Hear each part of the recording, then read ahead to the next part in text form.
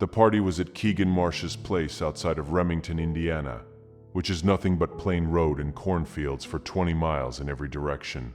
And it was the first real gathering any of us had been to since everything shut down from COVID-19. So nobody wanted it to end at 11 on a Saturday night when the police pulled up the driveway with their lights off. That whole year had felt like something taken from us without explanation. The concerts, the Friday nights that don't mean anything until they're gone for a year. So Keegan's older sister got the house to herself for a weekend, and we all drove the 40 minutes out there like it was the most important thing we'd done since March of the previous year. There were maybe 40 people inside and on the back porch. Music loud enough that you felt it before you walked through the door.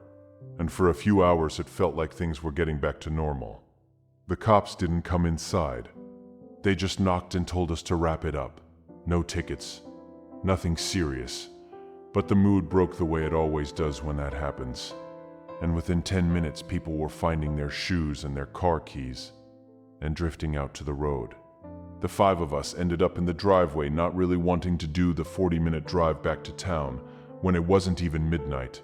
2 cases of beer left in the back of the Jeep, and no good reason to call it a night. It was me, Garrett Souza, Darnell Fitch, Priya Mehta, and Shelby Okafor. All of us seniors. All of us feeling the same thing about that night ending too early. And Garrett had that look he gets when something's forming in his head that he hasn't quite worked through yet. He said his cousin used to hunt the area west of Remington and had told him about a cabin out on County Road 400, maybe 6 miles from where we were, set back in a cornfield off a dirt track, and the owner barely came round, once every couple of weeks at most, and the rest of the time the whole property just sat there. His cousin had used it a few times just to have somewhere to drink without anyone bothering him, and nothing had ever come of it. Garrett said we could build a fire outside, stay for a couple hours, drive home when we felt like it, and nobody would know we'd been there. Looking back, none of us asked any real questions about it, which is the kind of thing that makes sense when you're 18 and you've just had your first decent night in a year cut short. And the alternative is sitting at a parking lot somewhere, and so we just got in the Jeep and drove. The drive out was about as unremarkable as a drive gets. Straight road in the dark with the corn coming up close on both sides, and no other headlights for most of it. Just the fields and the occasional mailbox, and Garrett telling us we were almost there every time someone asked. When we reached County Road 400, the asphalt ended and the unpaved road started without any warning. And we were on it for maybe a mile before Garrett slowed down and turned off onto a dirt track that cut into the field with no sign or fence marking it. Just a gap in the tree line and 2 worn ruts in the dirt. He took it slow because the ruts were deep and the Jeep was bouncing even at 5 miles an hour, and the headlights swung across the rows as we turned in, and the corn on both sides was tall enough that it nearly touched the mirrors. The cabin came up after maybe a quarter mile, and it was smaller than I'd been picturing.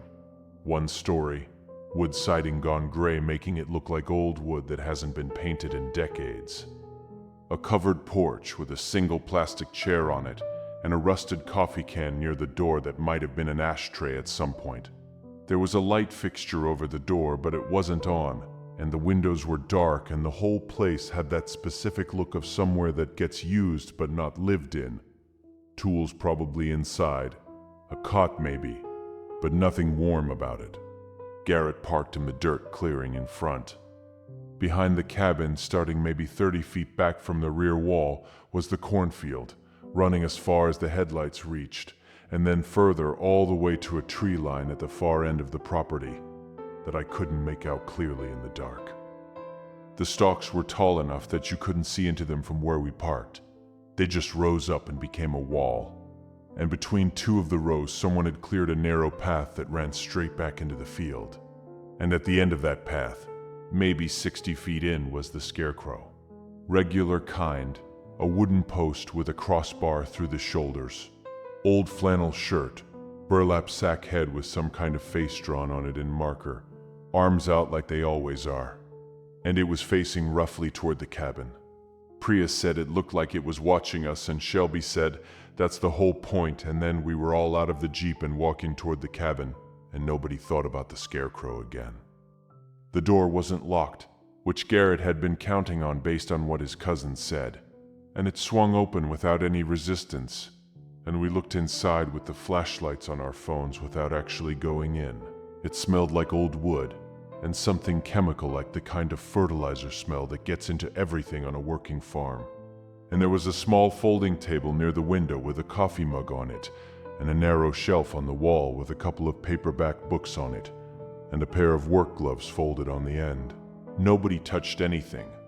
We looked for maybe 30 seconds, and then pulled the door shut behind us, and decided we were staying outside anyway. There was a fire ring on the right side of the cabin, about 15 feet from the porch, a solid circle of stacked stones with gray ash in the center, and a few half-burned pieces of wood that hadn't fully gone. And Darnell found a stack of split logs under a tarp on the side of the cabin that was dry enough to catch quickly. He got the fire started with a lighter and a crumpled receipt from his wallet, and within 20 minutes it was going well enough that we pulled the plastic chair off the porch and flipped a pair of old wooden crates for seats, and the 5 of us settled in around it with the first round of beers. The temperature was somewhere in the low 60s, which for late May in Indiana is good, and the fire was warm without being too much, and the beers were still cold from the ice chest in the back of the Jeep.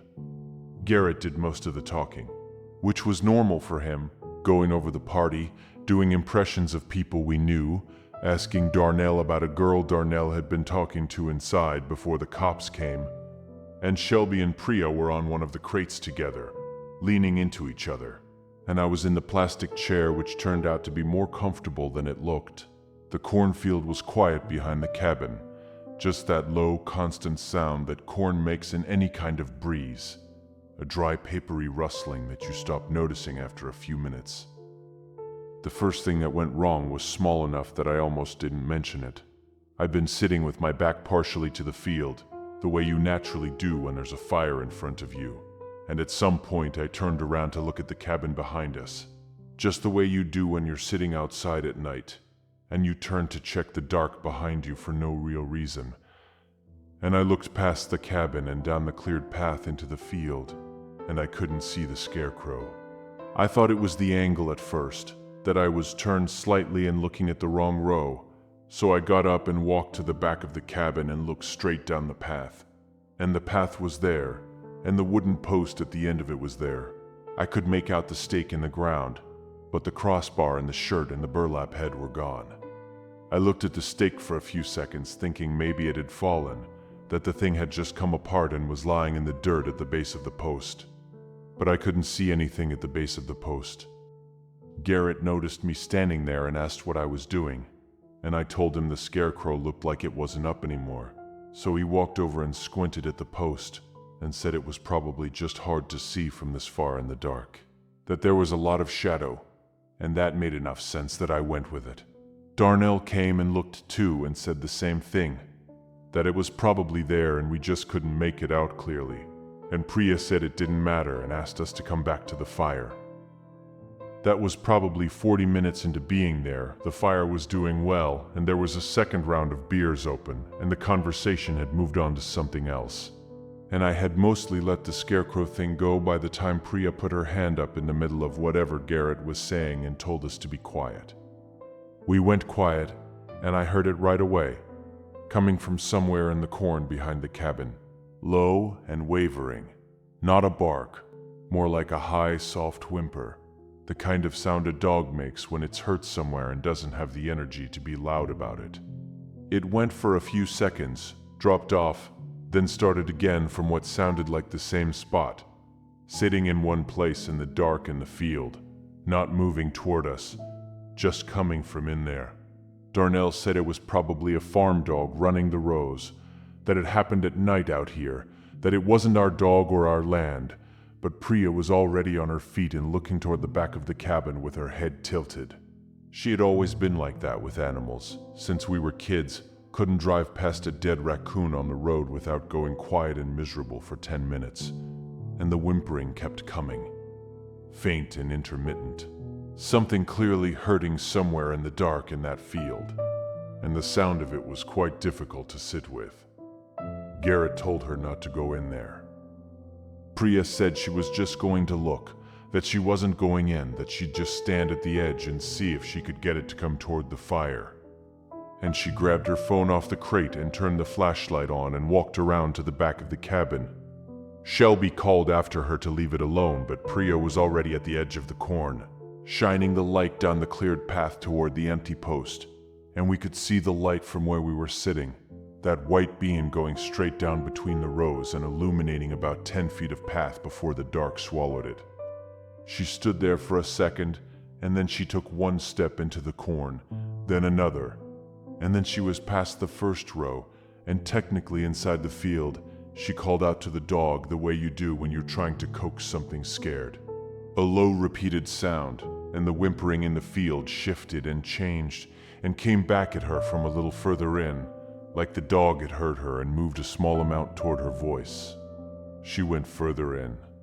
We watched the light move down the path until it passed the empty post, and then it shifted left, off the cleared row and into the corn itself. And then we could only see the glow of it filtering through the stalks, brightening and dimming as she moved. And Shelby stood up from the crate and walked to the back of the cabin and called her name. Told her to come back to the edge at least, that she couldn't see where she was going in there. Priya called back that she was fine, that it was right there, that she could see it, and her voice sounded normal. She didn't sound scared. Then she stopped answering. There was a gap in the conversation. Shelby called her name and nobody responded. And Shelby waited and called again and still nothing came back. And by the third time, the four of us were all standing at the back edge of the cabin looking at the corn where the glow of Priya's phone was visible somewhere in there, unmoving now, just sitting in one spot like she'd stopped. Garrett called her name louder and Darnell called it after him. And there was a long stretch of quiet where nothing came back except the sound of the field, that papery rustling. And I noticed the glow from her phone had shifted, was coming from a different angle than it had been a minute before. Then her voice came back. It came from the right side of the field. It wasn't coming from straight ahead where we'd watched her go, not from the direction of the path she'd taken, but from clearly to the right, further down the edge of the corn. And it was her voice. It sounded right, same way she said "I'm here" when someone called for her. But she was in the wrong place, somewhere to the right of the path by at least 30 or 40 feet, which didn't match any direction she'd walked. Darnell called her name again, and the answer came back from further right still, or maybe deeper in. The distance wasn't tracking the way it should have. And then Garrett called her, and the response came from the left side of the field, clearly left of the path's opening this time. I called her phone. I heard it ring twice through the speaker against my ear, and then from somewhere in the corn ahead of us came the faint sound of her ringtone, a song she'd had as her tone for 2 years and always forgot to change, and it was coming from somewhere straight ahead, deeper in than she'd gone, further than made sense, and then it stopped ringing and her voicemail picked up. I tried again, and this time it rang in my ear, but nothing came from the field at all, and then the voicemail again. Garrett said he was going in after her. He went straight down the cleared path, calling her name every few feet, and we could hear him clearly at first, his voice bouncing back to us between the rows, and when Darnell called after him, he answered. The light from his phone got smaller as he went deeper, and then it shifted left the same way Priya's had, off the cleared row and into the corn itself. And for a while we could track him by the glow moving through the stalks. And then the glow slowed down and seemed to sit in one place for a long stretch, and then it went out. It wasn't gradual, not like he put it in his pocket. It just went out, and the field went dark in the direction he'd been moving, and the four of us stood there calling his name into that dark for a while before any of us stopped. He didn't answer. Shelby tried Priya's number again and got voicemail on the first ring, which meant the phone was off now or dead. And Darnell tried calling Garrett, and we stood very quiet listening for a ringtone from the field and heard nothing except the corn. The fire behind us had burned down to almost nothing, and without it the property was dark, the kind of dark where your eyes keep adjusting and not getting anywhere. Then Garrett was at the edge of the corn. He was standing in the opening of the cleared path, right at the first row, and his arms were at his sides and his phone was in his hand. But the light was off, and he was looking out at us without saying anything. Darnell said his name and he didn't respond. Shelby said it and he didn't move. I said it, asked him if he was okay, asked him where Priya was, and he just stood there in the gap between the stalks, with his face in the shadow and his hands loose at his sides. I walked toward him. I got to maybe 8 feet away and I stopped. He was just standing there. The same jacket, the same height. Everything that should have told my brain that this was Garrett I'd known since 7th grade. And yet I stopped at 8 feet, like I'd walked into something I couldn't see. Darnell came up beside me a second later and called his name once more, quieter this time. Garrett turned around and walked back into the corn, and the stalks closed behind him and he was gone. Darnell went in after him, maybe 15 or 20 feet, and I went in a few steps behind, and the change in the dark inside the field was immediate. The coals from the fire disappeared the second I was past the first row, and the smell of the corn was everywhere, green and heavy. And the stalks pressed in close from both sides, and the path between the rows was narrower than it looked from outside, barely enough to walk through without brushing them with your shoulders. I stopped after 4 or 5 steps because the rows in every direction looked the same, and I couldn't see Darnell anymore. I could only hear him moving ahead of me, and then I heard him stop. There was a sound from my left, moving fast through the row parallel to the one I was in, closer than anything should have been without me hearing it approach. And it moved past me, going deeper into the field, low to the ground the way something crawls. The sound of the stalks shifting and then nothing. And I stood there in the dark in that row without moving, and the smell of the corn was so thick it felt like something physical, and then Darnell was pushing past me back toward the outside. Not running but moving fast. I turned and followed him, and we came out into the open air, and I actually felt my lungs work properly again. Shelby asked what happened, and Darnell said we needed to leave right now. He didn't explain what he'd seen until we were already walking around the cabin toward the Jeep, and even then it wasn't much. Just that something had moved through the rows beside him, and that it had passed close enough that the stalks between them had bent toward him. He said there was something else in there. That's when I looked back at the field one last time before getting in the Jeep, and I saw the crows. 3 of them, maybe 4, lying just inside the first row of corn at the edge of the path. Black shapes against the darker ground, wings spread at wrong angles like they'd come down fast from somewhere above and not landed so much as arrived. I didn't say anything about them. I got in the Jeep. Garrett's keys were in the cup holder where he always left them when someone else was driving, which I hadn't thought about until I was sitting there needing them. And Darnell took them and got behind the wheel and backed us out, down the dirt track toward County Road 400, with the headlights throwing the corn into sharp relief on both sides. None of us talked on the way out. Shelby had her arms around herself in the back seat and was looking out the window, and I watched the field go by until the track ended, and we were back on road.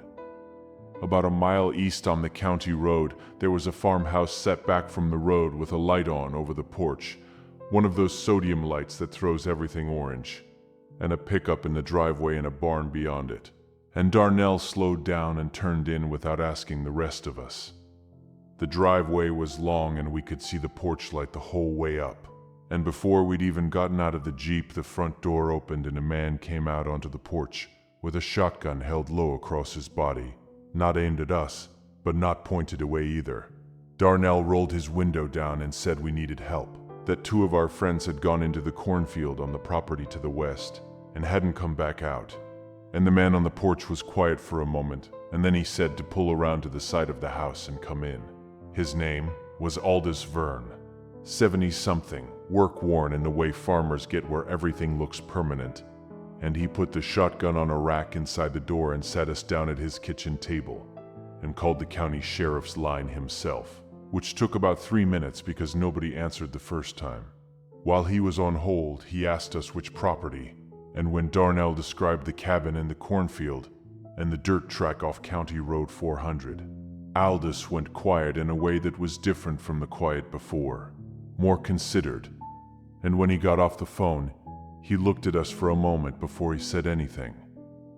He told us the property belonged to a man named Harlan Cude, had for about 30 years, and that Harlan used to work it himself but hadn't in a long time. He said he'd watched that field get worked without Harlan being there for years. No equipment he could account for, no hired hands he'd ever seen, and the crop always came in, always had, better than most in the county in years when other fields came up short. He said he'd never asked Harlan about it directly, because Harlan wasn't the kind of man you asked about things directly, but that there were people in Remington who'd known him longer and said that back in the early 90s, when a series of bad years had nearly taken the property from him, Harlan had done something on that land that people talked about in the way people talk about things they don't entirely believe but won't outright deny either. The story, as Aldous told it, without once saying he believed any of it, was that Harlan had made some kind of arrangement, the word Aldous used was arrangement, with something he'd brought onto the property through a ritual he hadn't come up with on his own, that the arrangement involved the scarecrow in the field serving as a vessel for whatever he'd called in, and that in return for the field being protected and worked, the thing in the scarecrow was permitted to take people who came onto the land and went into the corn. Aldous said the deal was why Harlan never needed to be there, why the crops came in without anyone tending them, and why over 30 years there had been 8 or 9 people reported missing in the broader area around that property who were never found and never explained. Shelby asked him why nobody had ever done anything about it, and Aldous said, "You can't do anything about something nobody officially believes," and that Harlan had never been charged with anything because there was never any evidence connecting him to anyone missing.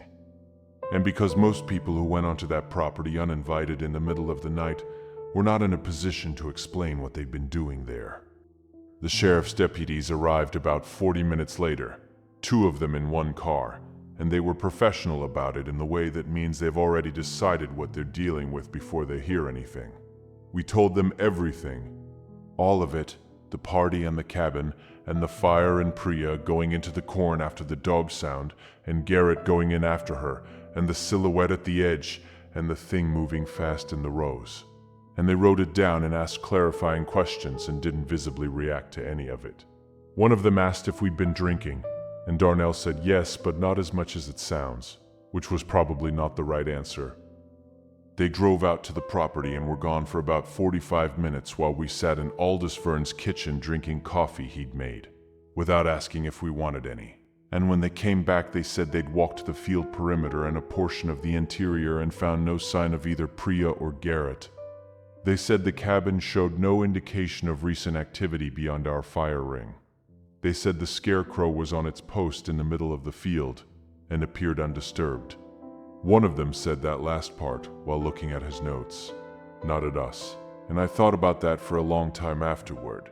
The scarecrow was on its post and appeared undisturbed because we'd all seen the empty post, all 3 of us, and the deputies had either missed the fact that it mattered or had decided not to engage with it, and I never found out which. A search team went through the property 2 days later and found nothing. The county ran Harlan Cude's name and found him living at an address in Kokomo, 2 hours north, and when they contacted him, he cooperated fully, said he'd had no knowledge of anyone being on his property, said the scarecrow had been there for years, said he was happy to let them search as long as they needed. Aldous told us this later. He also told us the search team reported the field looked like any other cornfield. Nothing unusual, no signs of disturbance in the rows. Priya and Garrett were never found. Their names stayed on a missing persons list in White County, Indiana, alongside a description of what they'd been wearing and the circumstances of their disappearance. And eventually the active search wound down, and the case moved somewhere quieter in the filing system. 3 weeks after that, Shelby texted me at 2 in the morning. No message, just a voice memo, 11 seconds long. I opened it in bed in the dark and held the phone to my ear and listened to it, and it was the sound of something whimpering, low and faint and continuous, the same sound that had come from inside that cornfield the night Priya walked in.